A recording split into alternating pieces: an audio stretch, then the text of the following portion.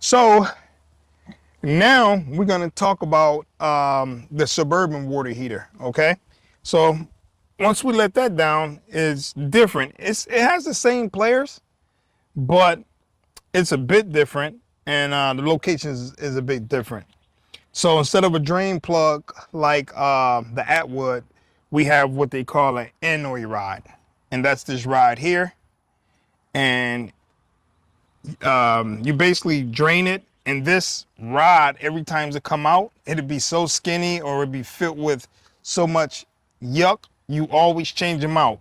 Whenever you bring out an NOE rod, you replace it with a new one. Make sure you put the Teflon tape on the threads, and then you screw it in hand tight first, so you won't strip it. Because if you strip it, you're gonna need a new water heater. So make sure you don't strip it. That's important. So this is one of the players for the Suburban. The other player for the Suburban is pretty much you got the gas, the copper gas line coming in to the gas valve, same thing.